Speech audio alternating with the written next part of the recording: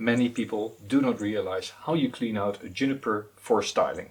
And this is a problem. Why? Well, if you do it in the wrong way, it will take 2, 3, maybe 4 years before your juniper starts to recover and really starts forming a bonsai.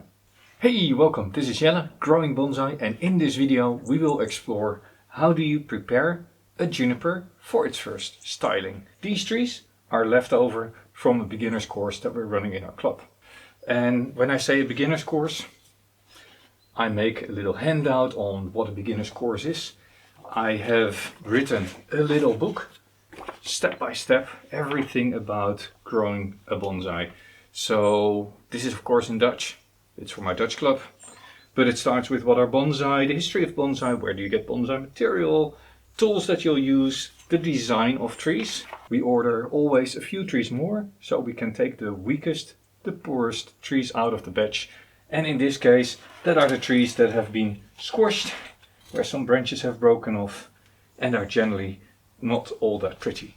So they make really great material to show you how do you prepare these for styling.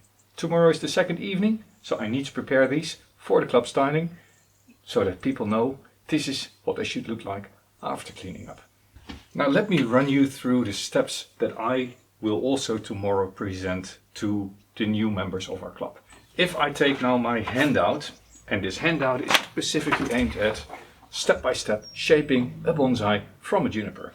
First step is look at the tree and try to find the nebari. The nebari, everybody knows, is the root spread, the visible root spread. So the attachment of the roots to the trunk. Why is this important? Well, it is important because where the roots sit determines the angle that you can position the tree. If you only have one root very high up and nothing else, you might have to cut that root off and lift it from the pot. If it is slightly askew, you might want to tilt the tree so the roots are in an even plane. So that's the first step. We take it out of the pot, we scratch away the soil surface, and then we look for the main roots, and then we just gently place it back into the pot. If we have to remove a lot of soil, we might put the soil on the bottom of the pot and then just lift the whole thing in the pot, or we cut the pot down. Now in order to get to the nebari, to check the nebari, it's best to just gently take it out of the pot. That will also allow you to check the roots. These are okay but not great. There's no really growing tips. This is very organic substrate, so you also know over winter I need to keep this fairly dry. And then you just go in, and in this case we're quite lucky. This is where the main roots are. So this has not been planted too deep. Here you can straight away see the nebari. And this is already sufficient. I don't need to do anything else. So it's not about removing lots of soil. It is really where are the surface level roots that I need for planting up later on. So this one is done. Because here I don't see any roots if I lift the foliage. So let me take this one out of the pot as well. And here actually you see there's some growing tips on the root ball straight away. And I'm just going to gently slide some of this substrate off. Now I might want to take a root hook. In fact, I am going to take a root hook because my fingers are just going to get really filthy. And also here it is not about digging down into the pot. It really is about figuring out where are the main roots. And I'm just gently sliding off the top. You see now here, this is the first main root that's coming up. Here there's a small root, but this is really not part of the nebari. This is just a very young root. So I can actually just remove that. Can I? Always take scissors, Jelle. Give the right example.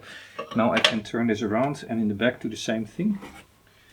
And check where are the roots here. Because typically what happens, these plants are up-potted. They're just put in a pot with a little bit of substrate and then filled up and left in for on-growing. So it could be that the nebari is covered very much and the roots sit very deep in the ground. But here I now also have found the main root on this side. So I can be quite sure that this is roughly the level of the nebari. I can still decide whether the angle is right. Let me turn this around. So I have one root sitting here, I have one root sitting there, and I have one root at the same level here. So basically, this is a good potting angle. They've done a good job planting these into the pot. So as it sits is a good angle for the roots. Now that I know this, I can plant it back into the container. And here I have removed quite a bit of substrate and you can see it sits reasonably deep in the pot now. So I could take some of this old substrate and put it in the bottom.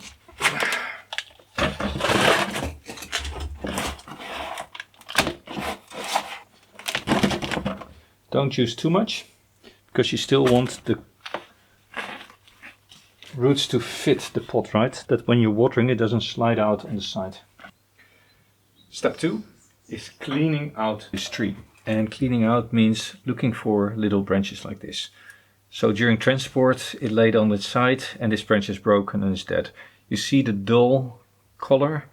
It doesn't have to be brown to be dead, this is just broken and needs to go. You go in and you see, well, this has actually been squashed together quite a bit. But the rest seems to be pretty much alive. Here there's a little bit of dead stuff. And I look on the inside and I see here all this yellowing stuff, and I'm just removing that as well. Although it is not really yellowing. Most of it is quite healthy. This is not healthy. Here there's something broken off. You just go through and you make sure that the whole tree has healthy foliage. So that later on, when you start pruning, you don't accidentally prune away a healthy branch to then be surprised that there's a lot of dead stuff or unhealthy stuff. So this is not too critical, just do it you can just do this very quickly. Don't spend hours on it, it's just a few minutes, right? At the same time, by doing this, you also get to know the tree a little bit. You know what branches there are, you know where there's side branches and where not. This needs to go. This can all go. So what I also do at this point is I pull all the branches out, because sometimes these have been stacked, and that has actually happened with this one. It came in a big box, a whole bunch of trees together. I think it was 12 or 13 trees in one box, and then the foliage just gets squashed. So I want to open this up, and I should in fact have done this when I received the tree last week. Now here there's an interesting one. This is still alive, but if you look here at the attachment, it is actually loose. So it's also not very useful for styling, and this needs to go as well. So these sort of surprises you don't want to get when you actually have started your design process. You want to get all of this out right now. Now I think in the steps that I have in my booklet, it now says clean out the loose old bark. But in this case I'm going to do something else first, and this I think is the most critical stage when you are preparing a tree for styling, and that is the clean out of the living foliage. We remove everything that sits in the elbows between a main branch and the trunk. There's often a lot of crotch growth, and we remove that one by one. Then I look for branches that are duplicate and I just remove one. I try to then have branches that sit all around the trunk. So I don't want to have 3 branches on one side above each other and nothing on the other side if I can avoid it. And if you look at a branch like this, right, you see here at the base of the branch, can you see this? I think you can see this. You see tiny little growth on the crotches, and I remove that. I just pluck it out. I do the same thing here at the bottom. And I might actually look here at the main branch as well, and you say, well, here this is little growth directly at the attachment, and I don't want that. But this is tricky because you need to keep enough foliage for styling on there. So I'm really just removing these tiny little pieces of growth that sits at all these connection points, really opening it up. You see it here as well, these tiny little things that hang down. This is not a branch that I'm going to use in the styling. This I would normally leave in place. This is big enough, it's in the top, and you might want to use it, but I am going to clean it out at the base. But you can see the way it moves. This is not connected properly anymore, and I'll remove it here. This is this area that was damaged of the tree. And also here further up I'm removing all this little growth that sits in the elbows, in these junctions. Now this is something I would normally leave for styling. Here also, that might be a little bit difficult to see. Here this is a very nice big branch that I want to use for styling. But in the back here there's all this little fluff. And all this fluff I'm just going to gently pull out. Now this branch is loose, and note this doesn't have any side branches.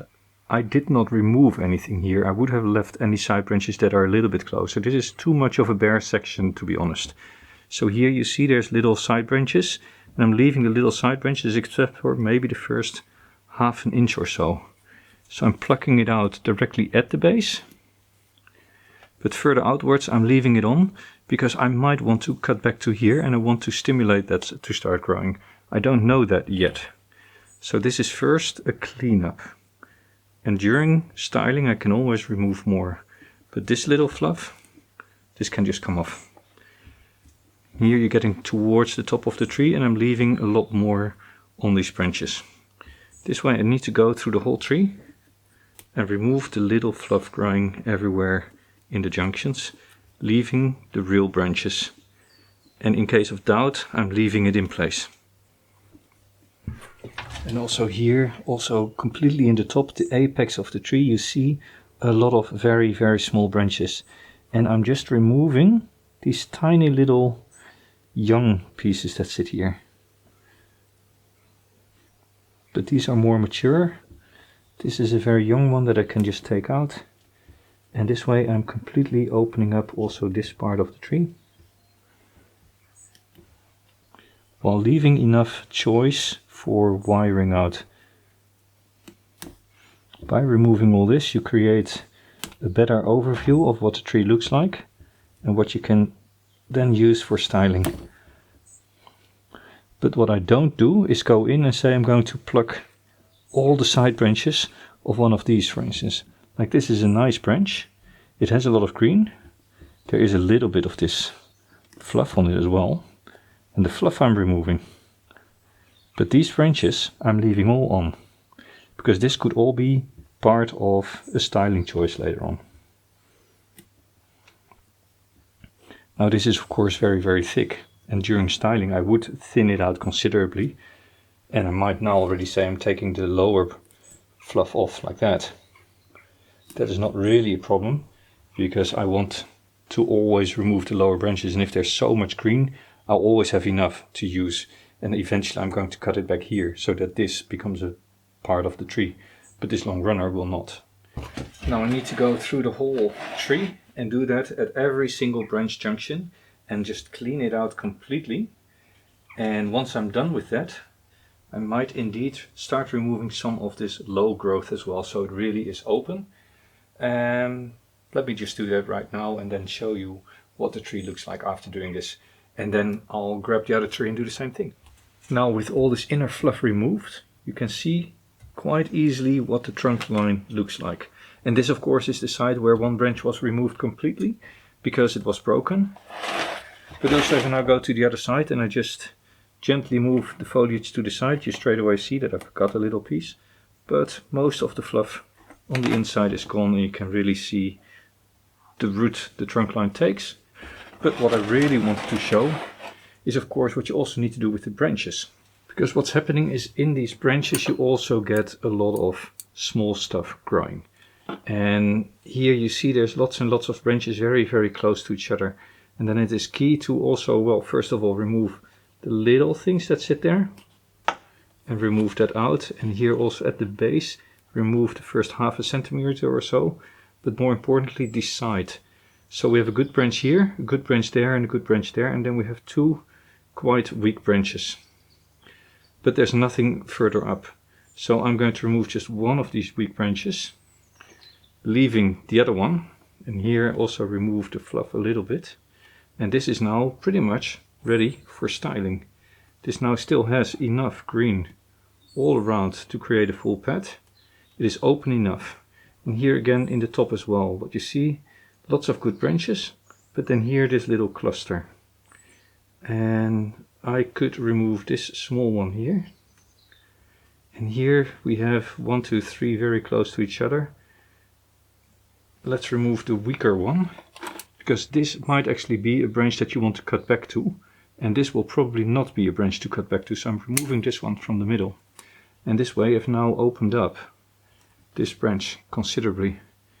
You can see this is now something you can completely wire out without any real issues. And you still have enough choices to decide what tree am I going to make. Another little bit of green here at the base. Just little branches like this, right? You can lift out. This I'm leaving in place on purpose because it is as far on the inside as it goes. This might be useful later on in the styling or in a cutback situation. But you need to go through the whole tree and just branch by branch decide, can I remove some foliage without really limiting the design of the tree later on. And this I am leaving in place. It sits on top. It might also be a good one to cut back to here in the back, and then you have this as your foliage pad, right?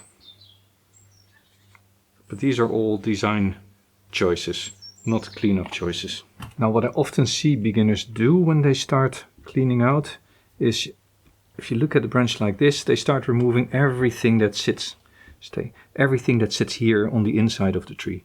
And I'm really just removing the growth that sits in the elbows and the crotches. But these sort of weaker branches I'm leaving on for now. Because if you at some point decide I'm going to prune back all the way to here, then all this green will be activated to start growing again. Same with this here. So I am leaving this in place until the time of styling. If this is not needed, you can always remove it. But it will take a long time to get this sort of growth back on your branches. Now it's very clear this is a lot stronger than that. But this is not useless. But once it starts growing here in these elbows, that's when I start removing it. And what you can hopefully still see on screen is here, this is a little back bud, and that is what creates this crotch growth. I'm going to leave it in for now, because I might at some point cut back, but this is, once this starts growing out, this is what gets removed. Of course, if you see here that this tip has dried out, you can just say I'm going to remove a little bit, but I'm leaving the rest on. All this is not all needed during styling, but some of it can be very useful. And as you can see here, there is still quite good growth here on these little tips. So cutting back, opening it up and exposing this to the sun like this will cause this to start filling up. And that will very quickly form your pad. So don't remove everything that grows along the branch and just leaving the tufts. That is something you can always do once you've wired it out and positioned it. Don't remove more foliage basically than you need to get an overview, and just clean out the rest as you go. Sorry, just a quick message. If you are new to my channel, and I know that about half of the viewers of each video is new to my channel, consider subscribing if you like this content. That way YouTube will know you like this content. It will recommend my videos to you more often. And basically this is what my channel is about. Teaching how to grow better bonsai and the steps involved to go from starter material to finished bonsai and everything in between, from propagation to pruning. Thanks. And now with basically the initial clean out done, you can very clearly see the structure of the tree. And you see there's a curve going back and the top of the tree sits actually here. So that would dictate the front somewhere on this side. And if I move these branches aside a little bit, you can now see the structure of the tree as it can be. And that would also now mean you can do two things. I can prune back these long runners, and I might actually just leave one in the top and reduce the rest of them. But at the same time, you can also start looking at these foliage pads, right? Because this is all growth that hangs down, and typically that just blocks the view in the tree. So you can gently remove some of these. But in the initial cleanup stage, I try to leave as much foliage as possible that isn't hampering my design choices. So it stays healthy, it stays stronger. I wouldn't remove any more of this foliage. I would just wire this now, position it, and then be done with it. But you have a branch here. Look, this is actually a very, very long branch with a whip hanging down. So it's been sitting at the traders too close to another tree, and this is now being pushed down. So I would reduce this runner, but not so much that it stops me from using this as a pad. I just remove some of the growing tips. This isn't hampering anything in the view. This is fine. This is all fine. This is fine. Just has a little dead tip, removing that. Here in the top, this comes all the way from the back. And you actually think it is a branch coming from here. So here I would say, let's remove this. And that way I simplify the tree a little bit. Here in the back is a very, very long branch that is never going to be used in any design that I can think of. The same with this. So it would actually help the tree a lot to reduce that.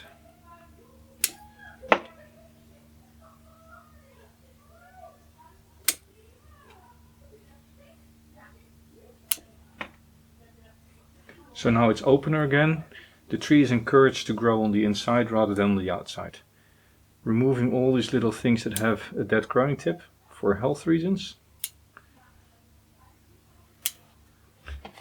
And this way I've not fundamentally changed the tree, but I have opened it up so much that it is a lot easier to wire.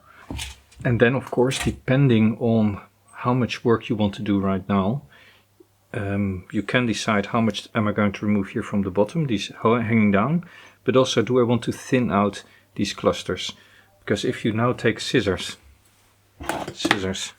you say I'm going to prune this out, I'm going to cut it right there, then this stays roughly the same length, but is a lot opener. And with that you stabilize this pad and you start developing this into a growing pad. But as this is not my tree and it is a tree that we are still going to sell, I want to leave this option open for the people going to style it. But I'm going to remove some of this low hanging growth from these pads, so a little bit more openness occurs.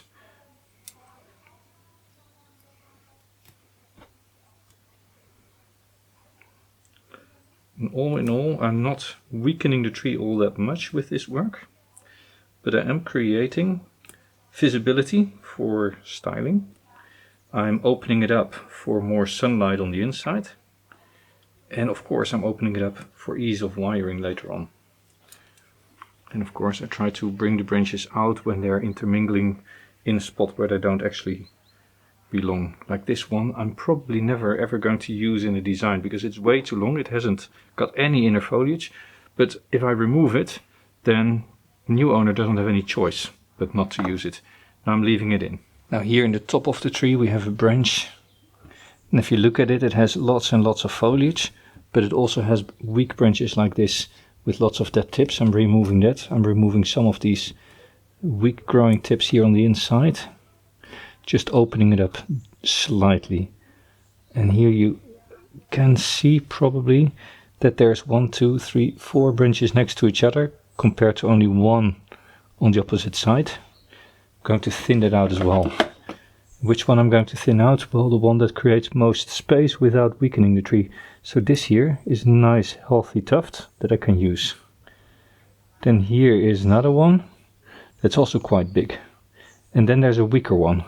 I'm taking this stronger one in the middle out, so that this weaker one gets a little bit more space. I still have this one in the back to completely go back to. And this way I've not affected the design choices for the tree, but I have completely opened it up. And this you can do throughout your tree. Really, foliage tuft by foliage tuft, clean it out. Now this is the difference between unpruned and pruned for wiring out. And it's not just these long runners that is the difference, it's the complete opening up of the crown. Basically, there's a few reasons why you do it. First of all, removing everything that is not needed and all the fluff creates better view of the tree and makes it easier for you to decide what is the design of the tree. Next to this, if you wire out the tree, it is important that you have the space to wire, so removing all the fluff also helps you in deciding how to wire and putting the wire on properly. Now next to that, of course, a tree that is properly pruned out and cleaned, even if you don't style it today, in a couple of weeks, this will aid enormously in air circulation and light entering the tree. So in general, it is good to do this to your trees, even if you're not planning on styling them this year. It just helps overall to keep the tree nice and happy. So, good enough reasons. Let's delve in. What did I do to this tree? Why does it look so different from the beginning of the video? And what are the steps involved? Now, and this is of course the moment that you can start removing bigger branches and decide I'm going to wire it out and style it. I'm not going to do it with these trees because I really want to give the members of our club the chance to do it themselves. But yeah, this is all ready to go, be styled. And this is what I normally do when I get a new juniper and I intend to style it. I thin it out, I remove the dead stuff, I remove the weak stuff, I remove hanging foliage where I really don't need it, and I clean up the bark a little bit, and that way the tree just looks a lot better and is ready to wire. Right, And now both of them are prune back, thinned out. And here it is also very clear now which direction this tree can take. This is basically an informal upright Moyogi style, very natural with branches in all the right places. And you've got a nice bonsai. Unfortunately, that's the fun part. And I'm not doing it in this video. I'm actually not doing it on these trees because they are not mine. And I guess with that, we're all done here. See you next time. This was Jelle, growing bonsai. Keep doing that.